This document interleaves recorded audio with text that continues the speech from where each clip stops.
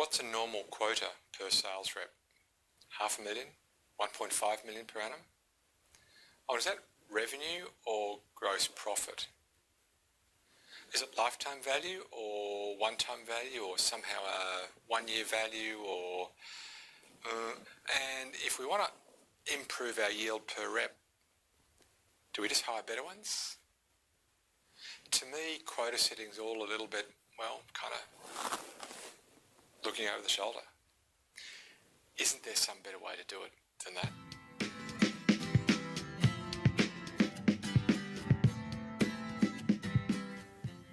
We're taking a look at what a normal sales quota is.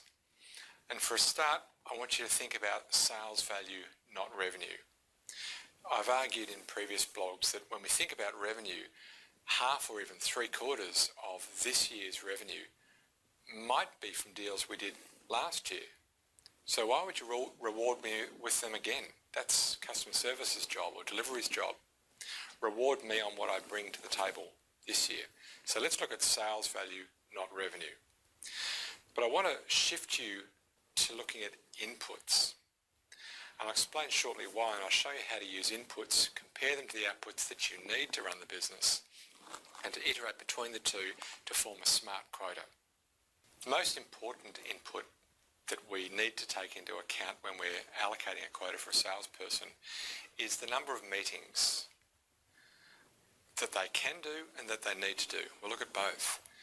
So I know that these days a meeting is a kind of nebulous concept. A lot of the meetings that we conduct are on the phone or even with phone and web share.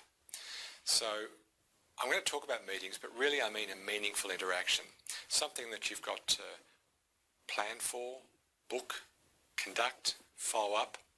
Now, if you do that by jumping on a plane and flying somewhere, you do that by driving in a car to somewhere, you do that by walking down the road, or you do that by putting on a headset, I kind of don't care. The concept is meaningful interactions. And how many of those meaningful interactions does a sale take? And we're going to compare that to how many meaningful interactions a normal salesperson can do. And that's how we're going to work out what we can get per rep. So it's simple, right? 10 salespeople, 200 meetings a year per salesperson. That gives me 2,000 meetings of inventory. 5 meetings per deal means that from those 2,000 meetings, I can probably look to close 400 deals or 40 deals each. Well, it is true, but only if we close every deal. And who does? Even if you're as good as closing every second deal, then in that scenario, we'd probably look to get 20, not 40 deals per rep. That's kind of a big difference. But that scares me a bit. There's 2 really big questions around that for me. Firstly, do you really lose every deal at the halfway point? Or even at the same point? Don't you lose deals at different points depending on the deal and the day? And the second question is, how do I use such a simple model to work out what my capacity could be, or should be, if I don't trust it?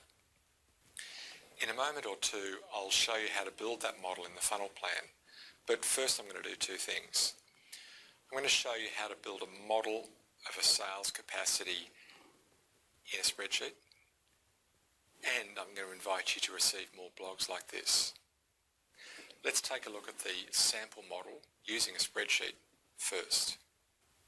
To build a basic model of our resource capacity and what kind of quota we can set people, we want to start first with our inventory. How many salespeople do we have, and how many meetings do we think they can conduct in a typical year?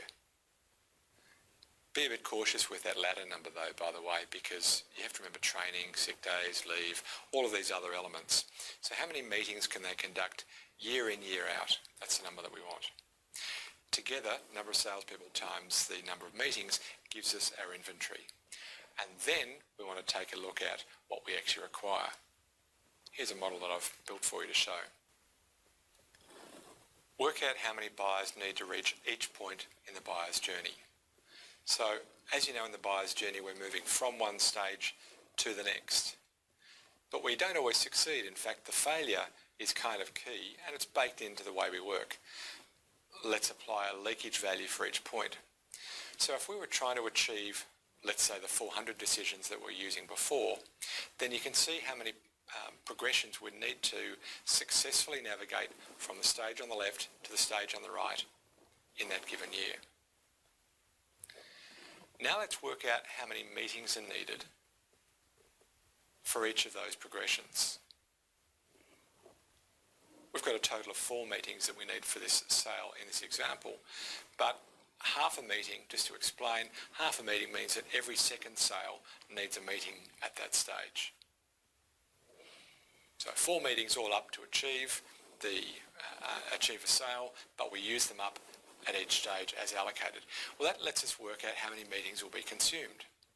For example, 1,200 progressions from interest to gap at half a meeting per progression means that we'll use up 600 meetings in that year.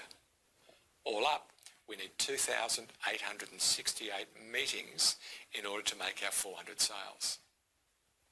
Again, we had 200 reps doing, let's try again, 10 reps, 200 meetings per annum. We have 2,000. So our utilisation is going to be 143%. You can't do that. You can't build for failure, if you like. And so what we need to do is to either change the number of salespeople or the number of meetings or the number of meetings required to get that right. When we do have it right, and we have the right number of salespeople, multiply that by the number of deals that we can achieve, times the average sale value of a deal, and there's your quota. Based on science, not on looking over your shoulder. Now, if that's our model, how do we actually improve our performance against that model? Well, I would suggest that you make sure that you get buyers as cooked as they can be before you hand them over from marketing to sales. Have them as progressed as they really can be meaningfully progressed. And that's really a negotiation between marketing and sales. How done do you want them, sales? I can give you fewer that are more cooked, or I can give you more that are less well cooked. And that's a negotiation between marketing and sales. Neither side should get bullied by the other, but in the end, if you want more buyers, they're going to be less cooked. If you want them more cooked, I can give you fewer. That's the trade-off. Negotiate that trade-off. But the net effect of that is that marketing needs to step up and to progress buyers further through the journey than used to be the case.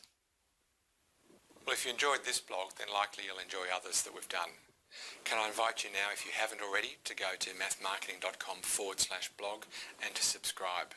Now, if you have, but you've got a colleague who hasn't, then this is a recommendation for them, not for you.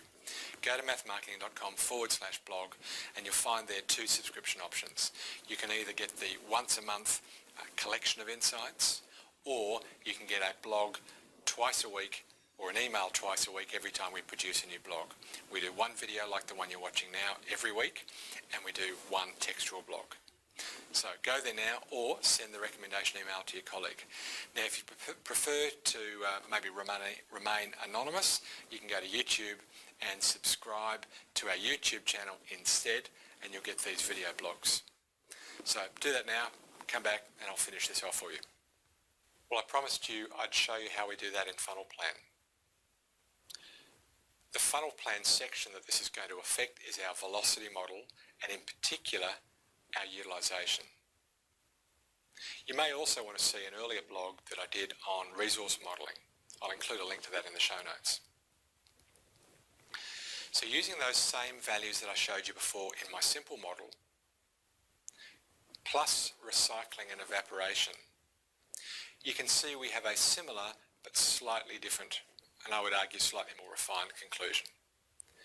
The benefit is it's dead easy. I didn't have to build the model and adjust it. It's all been calculated for me.